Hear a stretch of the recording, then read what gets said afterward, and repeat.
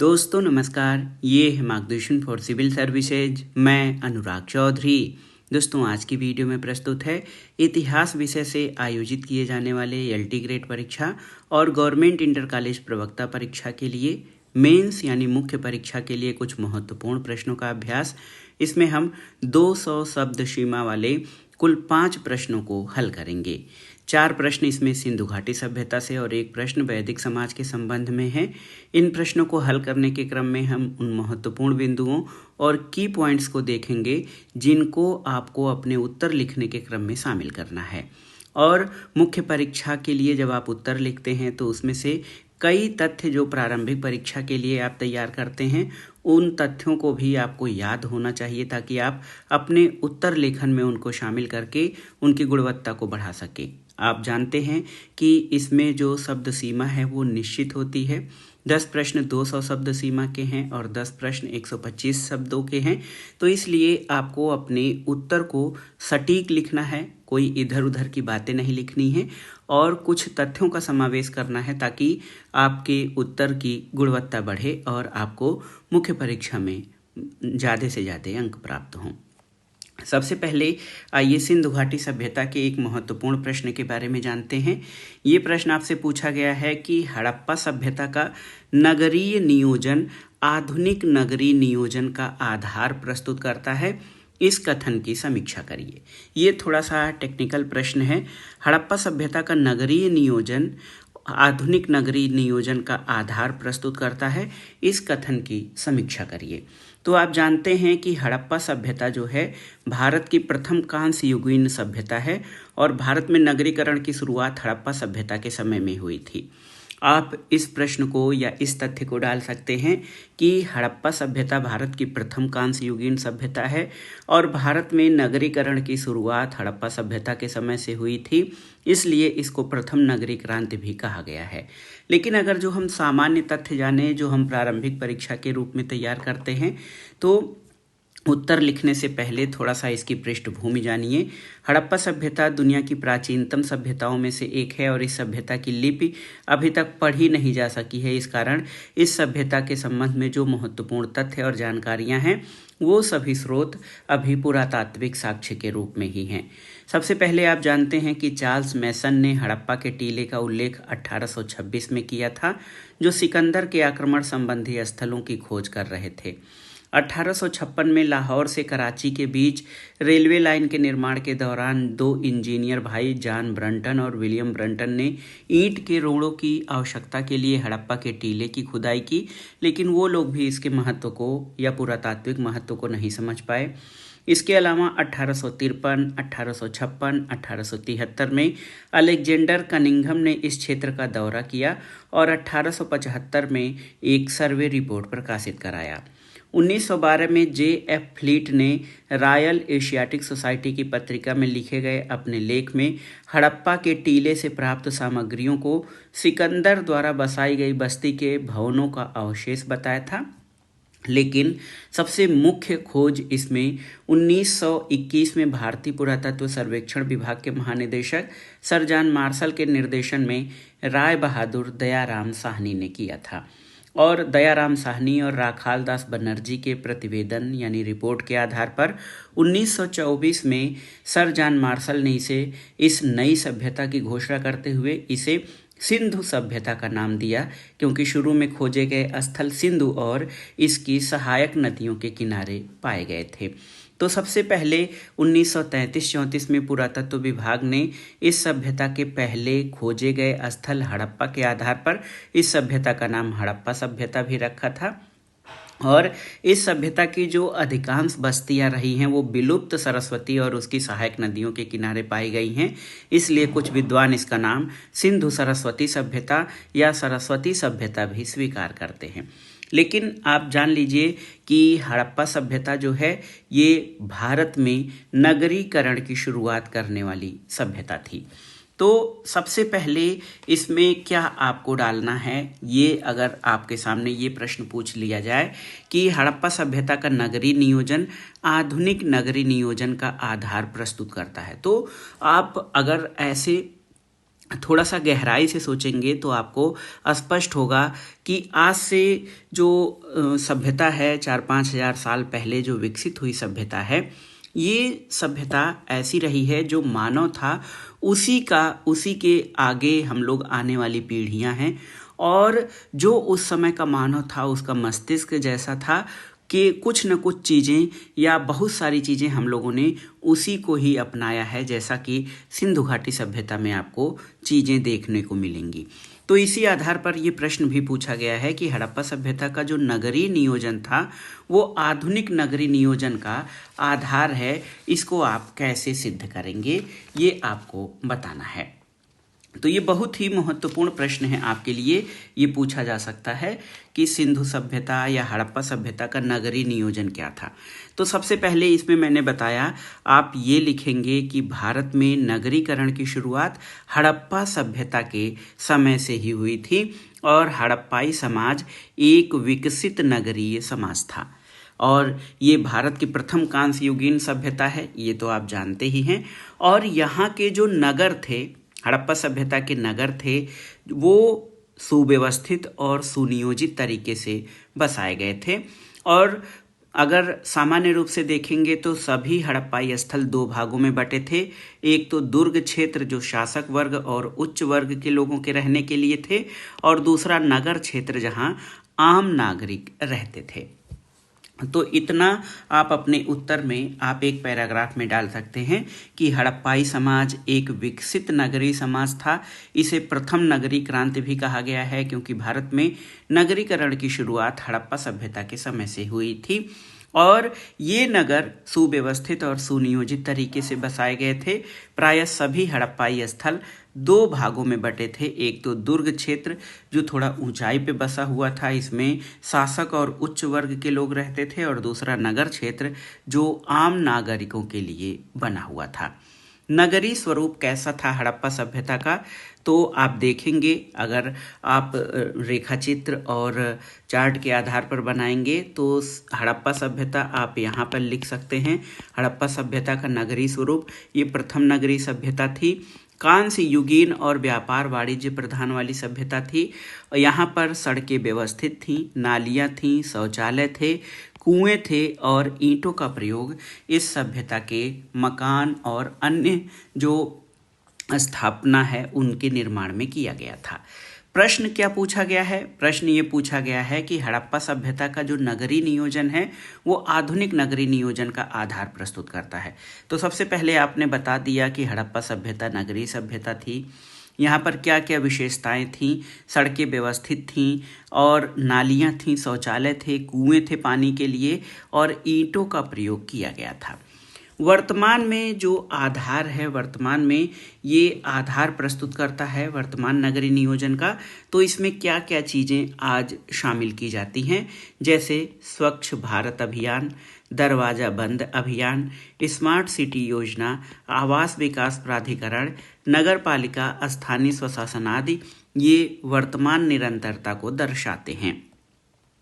आप देखिए, आप देख सकते हैं कि हड़प्पा के नगरों के जो विभिन्न भाग थे वो सड़कों के जाल द्वारा एक दूसरे से जुड़े हुए थे। सड़कें एक दूसरे को समकोण पर काटती थीं। सड़कें प्रायः कच्ची ईंटों की और मिट्टी की बनी थीं। कालीबंगा में पक्की ईंटों की सड़कों के साक्ष्य भी मिले हैं। तो कुछ तथ्य आप यहाँ पर डाल के आप अपने उत्तर की गुणवत्ता बढ़ा सकते हैं। आवास योजना के अंतर्गत हड़प्पाई आवास सुनियोजित और सुव्यवस्थित ढंग से बनाए गए थे। सभी मकानों में आंगन था, कमरे थे, कुएं थे, शौचालय आदि की व्यवस्था की गई थी। सफाई व्यवस्था के लिए सोकपीट और मेन होल की व्यवस्था थी और प्रायः प्रत्येक जगह पकी हुई ईंटों की नालियों के साक्ष्य मिले हैं, जो कि इसके नगरीय होने के बहुत ही महत्वपूर्ण जो है मानक हैं। और इस तरह से हम कह सकते हैं कि हड़प्पा सभ्यता के नगरीय नियोजन से संबंधित विशेषताएं उसके उत्कृष्ट नगरीय जीवन की परिचायक हैं। ये सेंटेंस आप लिख सकते हैं लास्ट में। और ये जो विशिष्टताएं हैं उत्कृष्ट नगरीय जीवन की परिचायक हैं और ये विशेषताएं आपकी बहुत ही महत्वपूर्ण हैं। वर्तमान भारतीय नगरीय जीवन में भी अनेक हड़प्पाई नगरीय विशिष्टताओं की निरंतरता और प्रभाविता को देखा जा सकता है। यानी हड़प्पा के नगर नियोजन में जो चीज़ें, जो उन विशेषताओं को शामिल किया गया था, वो वर्तमान में भी कई चीज़ों को शामिल किया गया है और आधुनिक भारतीय नगरों में भी हड़प्पा कालीन आधारभूत नगरीय तत्वों का समावेश मिलता है। वर्तमान निरंतरता के रूप में आप और चीज़ें शामिल कर सकते हैं कि भारत सरकार की कई ऐसी योजनाएं हैं जिनका संबंध नगरीय जीवन से है। वो कहीं न कहीं हड़प्पाई पृष्ठभूमि के ही अग्रवर्ती चरण हैं।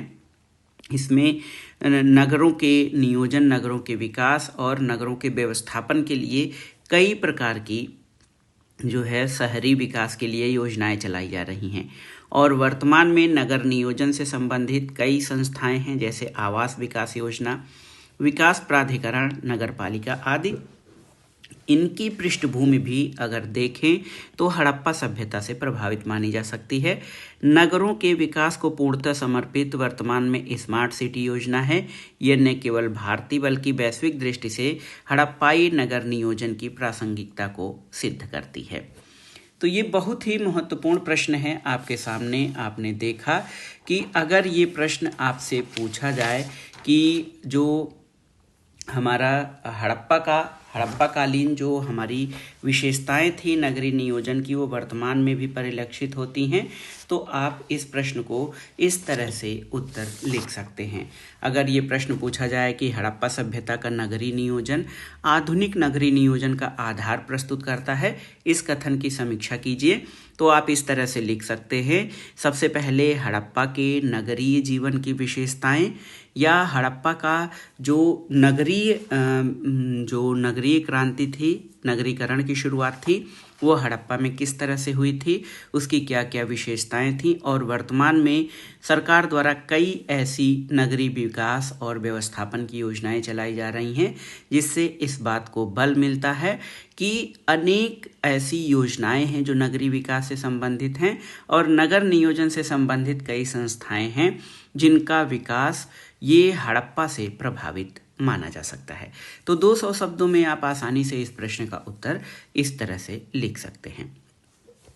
दूसरे प्रश्न पर आते हैं। हड़प्पा सभ्यता के पतन के उत्तरदायी कारणों को रेखांकित कीजिए। हड़प्पा सभ्यता के पतन के उत्तरदायी कारण या उत्तरदायी कारक कौन कौन से रहे हैं, उनको रेखांकित करिए। तो आप देखेंगे बहुत ही महत्वपूर्ण प्रश्न है कि देखिए, हड़प्पा सभ्यता के पतन के बारे में आपने प्रारंभिक परीक्षा में पढ़ा होगा और उन सब को आपको यहाँ पर शामिल करना है अपनी याददाश्त के आधार पर, क्योंकि हम लोगों ने प्रारंभिक परीक्षा में गहनता से अध्ययन किया है किस विद्वान ने या किस विचारक ने किस मत का प्रतिपादन किया है, क्योंकि केवल अनुमान या भविष्य या भविष्यवाणी या अनुमान के आधार पर ही ये कहा जाता है कि हड़प्पा सभ्यता के फला कारण उत्तरदायी रहे होंगे। इसमें जलवायु परिवर्तन, बाढ़, भूतात्विक परिवर्तन, नदियों के मार्ग में परिवर्तन, सूखा, आक्रमण, ये जो कारण हैं, कई विद्वान इन कारणों के बारे में बात करते हैं। लेकिन जब आपसे ये प्रश्न पूछा जाए कि हड़प्पा सभ्यता के पतन के उत्तरदायी कारण क्या रहे हैं 200 शब्दों में, तो आप पॉइंट वाइज इस प्रश्न को अच्छे से आप कैसे हल करेंगे, इसको मॉडल के रूप में यहाँ पर देखते हैं। तो देखिए, हड़प्पा सभ्यता के पतन के उत्तरदायी कारण, सबसे पहले आप हड़प्पा सभ्यता के बारे में एक पैराग्राफ में थोड़ा सा डिटेल लिखेंगे कि हड़प्पा सभ्यता भारत की प्रथम नगरीय और कांस्य युगीन सभ्यता थी जो समकालीन विश्व की 4 प्राचीनतम सभ्यताओं में से एक है। और हड़प्पा सभ्यता के पतन के कारणों के संबंध में विद्वानों द्वारा कई मत प्रस्तुत किए गए हैं, जिनका जो है यहाँ पर संक्षिप्त विवेचन इस तरह से किया गया है। पहला जो कारण है वो जलवायु परिवर्तन का मत है।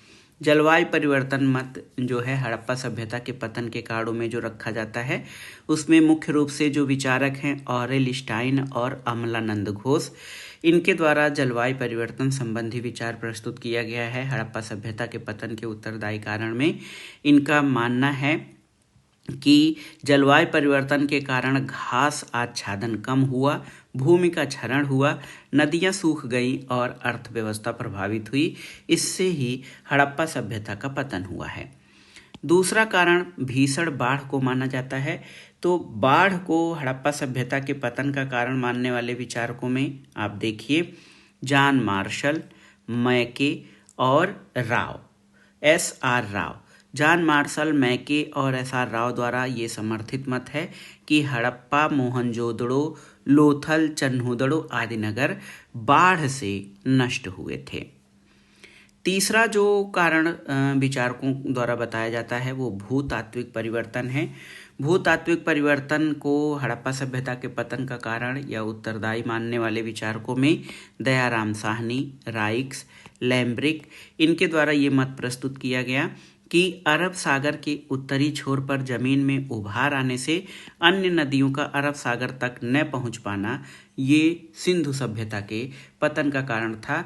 और आप जानते हैं कि पहले जो भी सभ्यताएं विकसित हुई हैं नदियों के किनारे ही विकसित हुई हैं, जहां पर जल, भोजन, आवास, रहने के लिए और सिंचाई के लिए जल उपलब्ध था, वहीं पर ये सभ्यताएं विकसित हुई थीं। तो भूतात्विक परिवर्तन के कारण जो है जल नहीं पहुंच पाया, जिसके कारण इस सभ्यता का विनाश हुआ, ये एक कारण माना जाता है।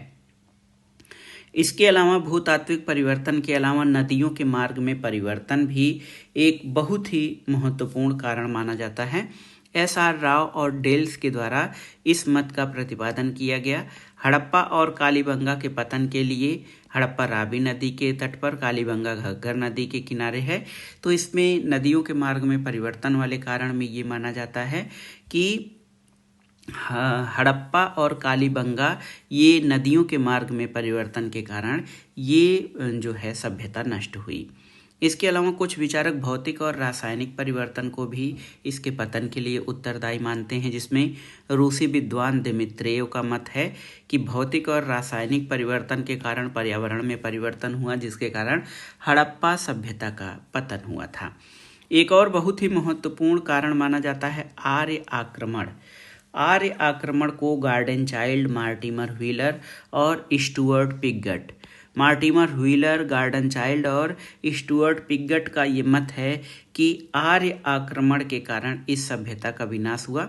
और इसके समर्थन में ये मोहनजोदड़ो के ऊपरी स्तर से प्राप्त मानव कंकाल और ऋग्वेद में इंद्र को पुरंदर यानी पुरों को नष्ट करने वाला कहे जाने के आधार पर आर्य आक्रमण की संकल्पना की गई है कि इसके कारण हड़प्पा सभ्यता का विनाश हुआ। एक और महत्वपूर्ण कारण प्रशासनिक शिथिलता को माना जाता है। जॉन मार्शल का कहना था कि प्रशासनिक व्यवस्था में विघटन के कारण हड़प्पा सभ्यता का पतन हुआ। और एक और कारण है, कुछ विद्वानों का मत है कि मेसोपोटामिया आदि से व्यापारिक संपर्क टूट जाने से आर्थिक अव्यवस्था और दुराव्यवस्था उत्पन्न हो गई थी, जिसके कारण हड़प्पा सभ्यता का पतन हुआ था। एक और महत्वपूर्ण कारण वर्षा का अभाव है। हाल में भारतीय प्रौद्योगिकी संस्थान यानी IIT खड़गपुर के द्वारा ये मत प्रस्तावित किया गया है कि कई वर्षों तक वर्षा न होने या सूखा पड़ने के कारण हड़प्पा सभ्यता का पतन हुआ है। तो इन कारकों के दृष्टिगत ये कहा जा सकता है कि हड़प्पाई नगरों का पतन किसी एक विशेष कारण से नहीं हुआ होगा, बल्कि अलग अलग नगरों के पतन के लिए अलग अलग कारण उत्तरदायी रहे होंगे। कुल मिलाकर अनेक कारकों के सम्मिलित प्रभाव से हड़प्पा सभ्यता के नगरों का पतन माना जा सकता है। तो हड़प्पा सभ्यता के पतन के कारण के रूप में, कारण के बारे में अगर आपसे प्रश्न पूछा जाए कि हड़प्पा सभ्यता का पतन किस तरह से हुआ, तो आप इन सभी कारणों को शामिल कर सकते हैं। हड़प्पा सभ्यता का पतन बाढ़ से, भूतात्विक परिवर्तन से, जलवायु परिवर्तन से, आर्य आक्रमण से, या व्यापार या विदेशी व्यापार में कठिनाई या बाधा से, प्रशासनिक शिथिलता से, या शुष्कीकरण या सूखा पड़ने के कारण, जिसमें गुरदीप सिंह, M.R. मुगल और हाल में IIT खड़गपुर द्वारा प्रस्तावित ये मत है कि वर्षा के अभाव और सूखा के कारण हड़प्पा सभ्यता का पतन हुआ। इन सभी कारकों को विद्वानों सहित लिख सकते हैं। विद्वानों के नाम नहीं याद आए तो 2-4 मुख्य विद्वानों के नाम आप जानते भी होंगे तैयारी के दौरान, लेकिन लास्ट में एक पैराग्राफ आप लिख देंगे कि किसी एक कारण से हड़प्पा सभ्यता का पतन नहीं हुआ है। विद्वानों द्वारा प्रतिपादित जो भी मत रहे हैं हड़प्पा सभ्यता के पतन के लिए उत्तरदायी, उनमें से एक से अधिक कारकों का प्रभाव पड़ा होगा और अलग अलग नगरों के विनाश के लिए कई अलग अलग कारण उत्तरदायी माने जा सकते हैं। तो इस तरह से आप इस प्रश्न का उत्तर दे लेंगे। अब एक तीसरा प्रश्न आता है हड़प्पा सभ्यता का उद्भव। इसमें आपसे पूछा जाए अगर कि हड़प्पा सभ्यता का उद्भव प्राक हड़प्पाई स्थलों का ही अंतिम परिणाम था, इस कथन पर प्रकाश डालिए। ये बहुत ही महत्वपूर्ण प्रश्न है कि हड़प्पा सभ्यता का उद्भव जो है ये प्राक हड़प्पाई सभ्यता या प्राक हड़प्पाई स्थलों का अंतिम परिणाम था, इस कथन पर प्रकाश डालिए। तो सबसे पहले आप देखेंगे कि हड़प्पा सभ्यता के उद्भव के लिए इसके पहले के कई सभ्यताओं का जो है इस पर प्रभाव रहा है। लेकिन जब आप उत्तर लिखेंगे तो आप देखेंगे, आप बताएंगे कि हड़प्पा सभ्यता विश्व की समकालीन 4 प्राचीनतम सभ्यताओं में से एक रही है और ये सभ्यता भारत की प्राचीनतम, प्रथम नगरी और कांस्यकालीन सभ्यता है। और इसके उद्भव के संबंध में 4 मत विद्वानों द्वारा प्रतिपादित किए गए हैं। हड़प्पा सभ्यता के उद्भव के संबंध में 4 मत हैं। एक तो मेसोपोटामियाई उत्पत्ति मत, दूसरा द्रविड़ उत्पत्ति मत, तीसरा आर्य उत्पत्ति मत और चौथा प्राक हड़प्पाई उत्पत्ति मत। तो सैंधव सभ्यता का उद्भव किस प्रकार से हुआ, इसका जो है ये प्रश्न और इसका उत्तर बहुत ही जटिल है। सैंधव सभ्यता के उद्भव का प्रश्न जटिल है इसलिए क्योंकि इसका सबसे प्रमुख कारण क्षैतिज उत्खनन का अभाव है, जल स्तरों के नीचे खुदाई न किया जा सकना है। तो इस संबंध में विद्वानों द्वारा कई मत प्रतिपादित किए गए हैं। देखिए, विद्वानों का एक बड़ा वर्ग जिसमें मुख्यतः John Marshall, Mortimer Wheeler, Kramer, Gordon Childe आदि आते हैं, इन लोगों का मानना है कि सैंधव सभ्यता का उद्भव मेसोपोटामिया की सुमेरियन सभ्यता से हुआ है। इन विद्वानों ने दोनों सभ्यताओं में प्रचलित नगरी या शहरी स्वरूप, लिपि का प्रयोग, ईंटों का प्रयोग आदि समानताओं को इसका आधार माना है। लेकिन दोनों सभ्यताओं में कई मूलभूत अंतर भी दिखाई पड़ते हैं, जैसे मेसोपोटामियाई नगरी स्वरूप हड़प्पा की तरह सुनियोजित और व्यवस्थित नहीं था। दोनों के मृत भांडों की बनावट में भी पर्याप्त अंतर है। जहां हड़प्पा में पकी ईंटों का प्रयोग होता था, वहां मेसोपोटामिया में कच्ची ईंटों का प्रयोग हुआ है। ये तो पहला मत था जो मानते थे कि मेसोपोटामियाई उत्पत्ति का मत मानने वाले। और द्रविड़ उत्पत्ति मत के जो समर्थक विद्वान हैं, इसमें हड़प्पाई उत्पत्ति का श्रेय कुछ विद्वान द्रविड़ों को देते हैं। इनका आधार ये है कि आर्यों से पूर्व द्रविड़ लोग सिंधु क्षेत्र में निवास करते थे और हड़प्पा वासियों की तरह ये लोग भी भूमध्य सागरीय प्रजाति के थे। लेकिन दोनों सभ्यताओं में अनेक मूलभूत अंतर है। और तीसरा जो मत है वो आर्य उत्पत्ति का मत है। विद्वानों का एक बड़ा वर्ग जिसमें लक्ष्मण स्वरूप, टी.एन. रामचंद्रन, बी.बी. लाल आदि आते हैं, इन्होंने आर्यों को इसकी उत्पत्ति का श्रेय दिया है। इसका मुख्य आधार ये है कि सैंधव संस्कृति का प्रारंभिक क्षेत्र सप्त सैंधव प्रदेश था, जिसे आर्यों ने अपना प्रारंभिक निवास बनाया था। और इतिहासकार बी.बी. लाल ने फ्रंटियर्स ऑफ इंडस सिविलाइजेशन और the Saraswati flows on the continuity of Indian culture में अपने विचार रखते हुए हड़प्पा और वैदिक सभ्यता दोनों को एक ही माना है, किंतु दोनों सभ्यताओं में कई विभिन्नताएं परिलक्षित होती हैं। जैसे हड़प्पाई नगर सभ्यता के विपरीत आर्य सभ्यता ग्रामीण थी। इस तरह दोनों के सामाजिक, आर्थिक, राजनीतिक, धार्मिक विचारों में भी अंतर दिखाई देता है। अब अगला जो चौथा मत है हड़प्पाई उद्भव से संबंधित सबसे उपयुक्त मत प्राक हड़प्पाई उत्पत्ति का है। ऐसा माना जाता है कि विकसित हड़प्पा सभ्यता से पूर्व विद्यमान इन प्राक हड़प्पाई स्थलों का क्रमिक विकास ही हड़प्पा सभ्यता के रूप में हुआ है और ऐसे स्थलों के साक्ष्य सिंधु और घग्गर यानी हकरा जो सरस्वती नदी है इन क्षेत्रों में मिलते हैं। इनमें बलूचिस्तान में विकसित कुल्ली संस्कृति, नाल, झूकर झाकर संस्कृति और झाब संस्कृति प्रमुख हैं। तो ये बहुत ही महत्वपूर्ण है दोस्तों। ये जो संस्कृतियां हैं आप देखिए, हड़प्पा सभ्यता से पूर्व की कुछ संस्कृतियां हैं कुल्ली, नाल, झूकर झाकर संस्कृति। इसके अलावा देखिए झाब संस्कृति, ये बहुत ही प्रमुख हैं जो प्राक हड़प्पाई सभ्यता के साक्ष्य हैं। इसी तरह मुंडीगा, क्वेटा, कालीबंगा, आमरी, कोटदीजी आदि स्थलों से प्राक हड़प्पाई साक्ष्य भी मिलते हैं। राजस्थान में विकसित प्राक कालीबंगा या सोथी संस्कृति प्रमुख है, जिसकी खोज अमलानंद घोष ने की थी। इनमें आमरी से हड़प्पा संस्कृति के प्रारंभिक चरण के साक्ष्य मिलते हैं। इस तरह प्राक कालीबंगा से जुते हुए खेत का साक्ष्य मिलता है। मेहरगढ़ से प्राचीनतम बस्ती और 7000 ईसा पूर्व प्राचीन कृषि के साक्ष्य मिलते हैं। इन स्थलों से प्राप्त मृदभांड, पीपल वृक्ष का अंकन, छिछले नाद वाले कटोरे आदि की समानता हड़प्पा सभ्यता में दिखती है।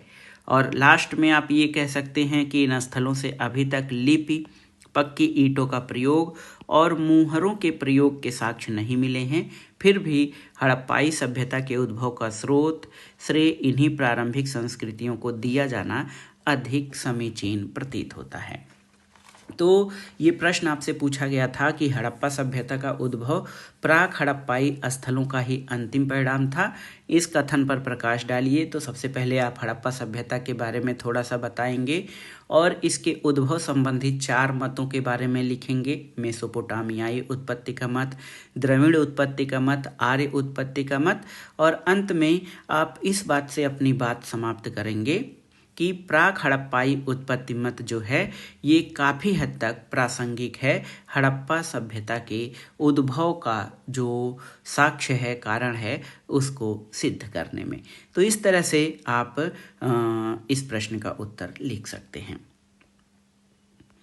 अब आइए अगले प्रश्न पर आते हैं, जो है सैंधव सभ्यता के नगर नियोजन का वर्णन करिए।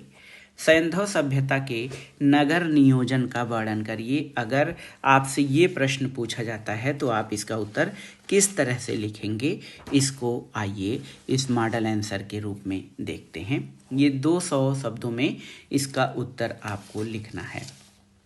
देखिए, आप जानते हैं कि जो सिंधु सभ्यता के बारे में हम लोगों ने वर्णन किया है कि सिंधु सभ्यता या हड़प्पा घाटी सभ्यता ये नगरीकरण की शुरुआत इसी समय से हुई थी। इसको प्रथम नगरीकरण या प्रथम नगरी क्रांति कहा जाता है। और इस मामले में आपको बताना है कि सैंधव सभ्यता में नगर नियोजन किस तरह से हुआ था, इसके बारे में आपसे ये मुख्य परीक्षा के लिए ये जो प्रश्न पूछा गया है वो पूछा गया है कि सैंधव सभ्यता के नगर नियोजन के बारे में बताइए। तो सैंधव सभ्यता के जो प्रमुख स्थल हैं उसमें हड़प्पा, मोहनजोदड़ो, इसके अलावा लोथल, कालीबंगा, चन्हूदड़ो, धौलावीरा, ये सभी स्थल जो हैं ये सैंधव सभ्यता के स्थलों में माने जाते हैं। और यहाँ पे जो स्थिति थी नगर नियोजन, सैंधव सभ्यता का नगर नियोजन कैसा था, इसके बारे में आपसे पूछा गया है। तो आप सबसे पहले क्या क्या चीज़ें जानते हैं, इसको आप एक जगह पॉइंट में लिख लीजिएगा सिंधु सभ्यता के नगर नियोजन के बारे में। तो सबसे पहले आप जान लीजिए कि नगर नियोजन में क्या क्या चीज़ें प्रयोग की जाती हैं। तो हड़प्पा सभ्यता दक्षिण एशिया की पहली नगरीय सभ्यता थी। यहाँ के नगर ग्रिड पद्धति पर निर्मित हुए थे। ये 2 भागों में विभक्त थे, पश्चिमी टीला या गढ़ी जहाँ उच्च वर्ग के लोग रहते थे, और पूर्वी टीला जो प्रायः दुर्गीकृत नहीं होता था, यहाँ आम जनता रहती थी। ये आप एक जानकारी लिख लीजिए या जान लीजिए। और इसके अलावा आप देखिए कि हड़प्पाई नगरों में जो सड़कें होती थीं एक दूसरे को समकोण पर काटती थीं। इसके अलावा नगरें कच्ची मिट्टी की बनी होती थीं। नगरों में जो सड़कें होती थीं कालीबंगा में पक्की ईंटें प्रयोग की जाती थीं। नगर की मुख्य सड़क को प्रथम सड़क या राजपथ कहा गया है और मोहनजोदड़ो के नगर की मुख्य सड़क 9 मीटर से भी अधिक चौड़ी थी।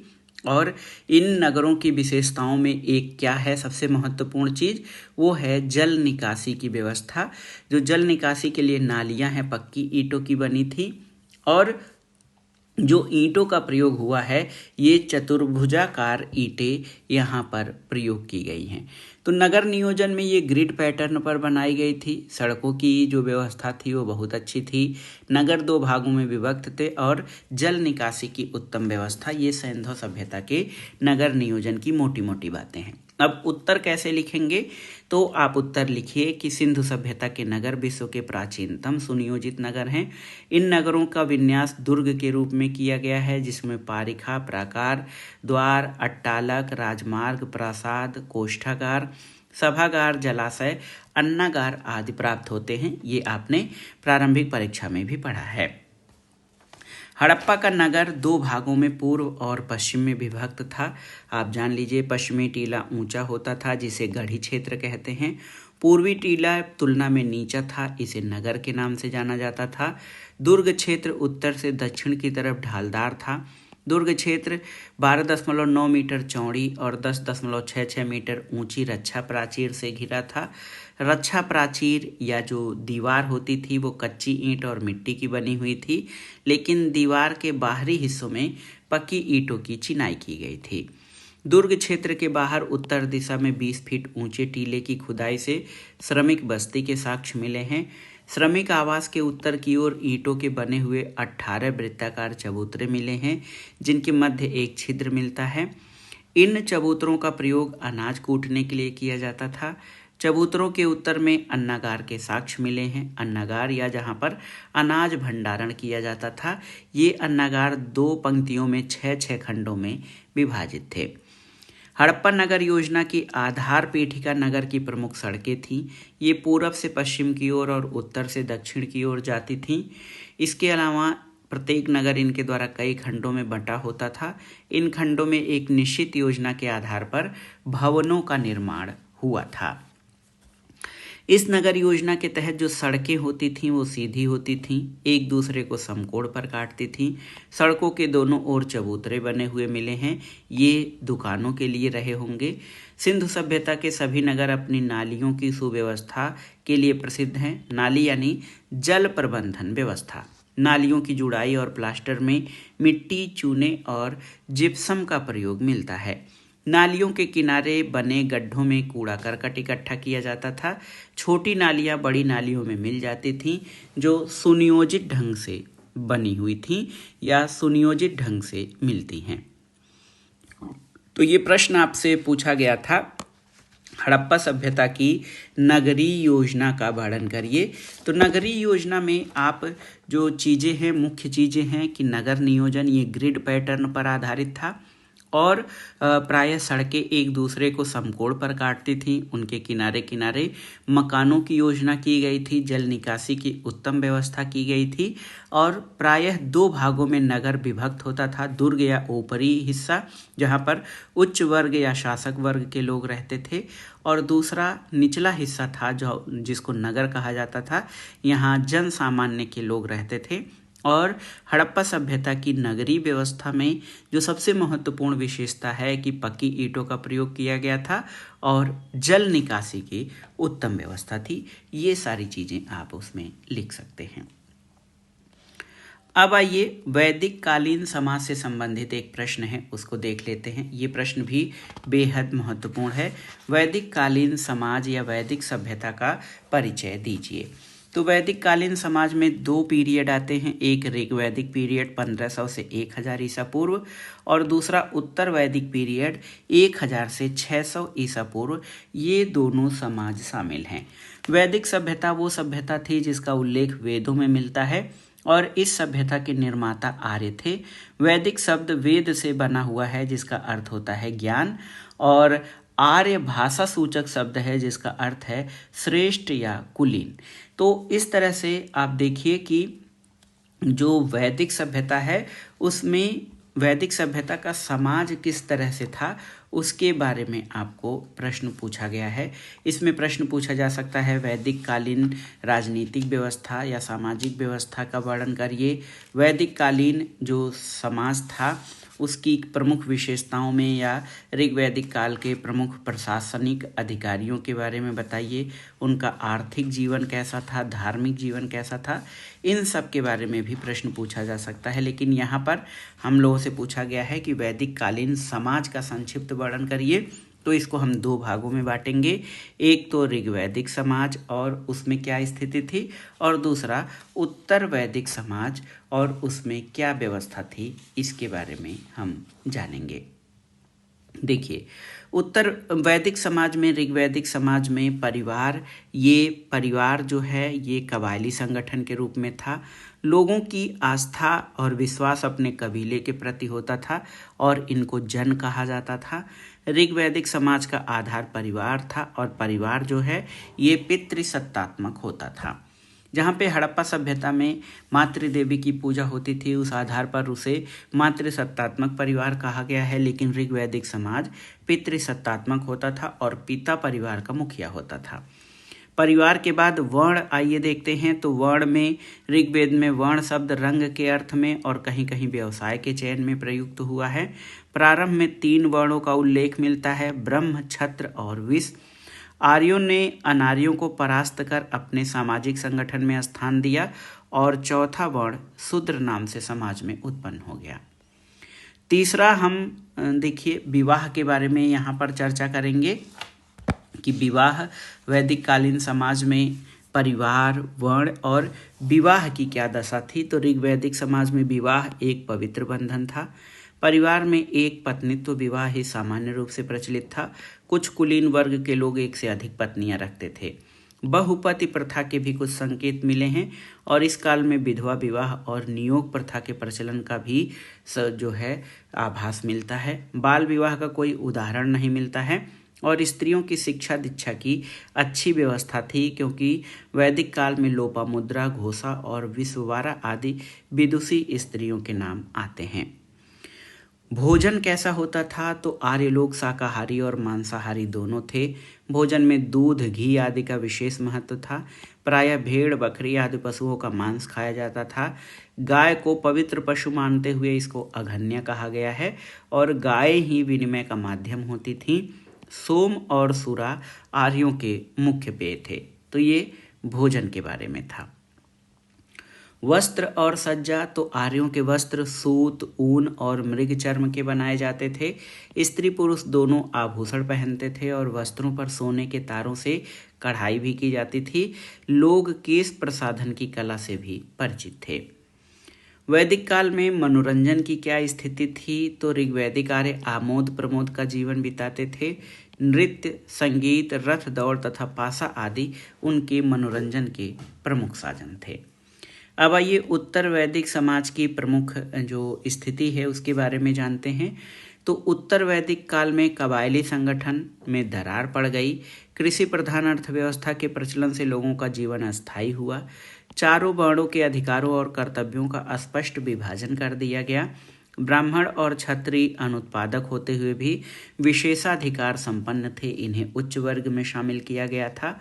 वैश्य और शूद्र निम्न वर्ण के थे और वो ही उत्पादन के लिए उत्तरदायी थे।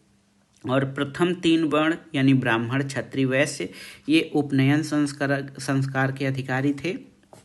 शूद्रों को इस अधिकार से वंचित किया गया था और यहीं से शूद्रों का आपात या नीचे या निम्नतर बनाने की प्रक्रिया शुरू हुई। इस काल में स्त्रियों की प्रतिष्ठा में गिरावट आई। मैत्रायणी संहिता में उसे पासा और सुरा के साथ 3 प्रमुख बुराइयों में गिनाया गया है। उत्तर वैदिक काल में गोत्र प्रथा प्रारंभ हुई। एक ही गोत्र या मूल पुरुष वाले लोगों के बीच आपस में विवाह निषिद्ध था और इस काल में समाज के शेष जीवन जैसे खान पान, मनोरंजन, वस्त्र, आभूषण आदि में कोई विशेष परिवर्तन नहीं हुआ था। और ये जो वैदिक काल में जब आपसे समाज का वर्णन पूछा जाएगा, राजनीति का वर्णन, राजनीतिक दशा, प्रशासनिक दशा, आर्थिक या धार्मिक के बारे में भी पूछा जा सकता है। तो इनके बारे में हम अलग अलग ढंग से इसको अलग अलग प्रश्नों के रूप में इसको आपको बताएंगे कि किस तरह से आप अपना उत्तर लिखें और उसमें किस तरह से अपने तथ्यों को शामिल करें जिससे वो और भी प्रभावी बन सके और आप अधिक से अधिक अंक प्राप्त कर सकें। तो ये था इतिहास विषय से आयोजित किए जाने वाले अध्यापक भर्ती परीक्षा जैसे LT ग्रेड और GIC प्रवक्ता के लिए मुख्य परीक्षा के लिए प्रश्नों का मॉडल और कैसे आप अपने उत्तर लिखेंगे, इनके बारे में हमने इसमें चर्चा की। ये वीडियो बहुत ही इम्पॉर्टेंट है आपके लिए और मुख्य परीक्षा के लिए आपको जो मेरी राय है, मुख्य परीक्षा जब आप लिखने बैठें तो जो मुख्य परीक्षा की सबसे महत्वपूर्ण विशेषता है मुख्य परीक्षा में उत्तर लिखने की कि जो प्रश्न पूछा जाए उसी के अनुरूप यानी सटीक उत्तर लिखें, इधर उधर बहुत न जाएं और कुछ जो है स्पष्ट तथ्यों का भी उल्लेख करें, क्योंकि इतिहास है, भूगोल है या जब आप राजनीति विज्ञान या नागरिक शास्त्र इन सब विषयों से जब पेपर देते हैं तो उत्तर स्पष्ट होना चाहिए, सटीक होना चाहिए और तथ्यों से पुष्ट होना चाहिए, ताकि आपका जो एग्जामिनर है वो उसको देखे तो उसको ये लगे कि हाँ, छात्र को विषय की जानकारी बेहतर है और इसका जो प्रस्तुतिकरण है वो भी बेहतर है। तो गलतियां नहीं होनी चाहिए, जो है जब आप लिखते हैं सेंटेंस अच्छे और पूरे होने चाहिए। कुछ रेखा चित्र और आरेखों का प्रयोग भी आप कर सकते हैं, क्योंकि 20 प्रश्न लिखने हैं। 10 प्रश्न आपको LT ग्रेड में 125 शब्द के, 10 प्रश्न 200 शब्दों के, तो आप बहुत ही आसानी से लिख पाएंगे। समय 3 घंटे होता है, पर्याप्त है, लेकिन उसके लिए लगातार अभ्यास की आवश्यकता है। तो अभ्यास करते रहिए और उसके लिए मेरा जो सहयोग रहेगा वो मैं करता रहूँगा। तो ये वीडियो आपको कैसा लगा हमें कमेंट बॉक्स में ज़रूर बताइएगा। वीडियो को लाइक करें, शेयर करें और इस चैनल मार्गदर्शन फॉर सिविल सर्विसेज को सब्सक्राइब करें। वीडियो देखने के लिए धन्यवाद। नमस्कार।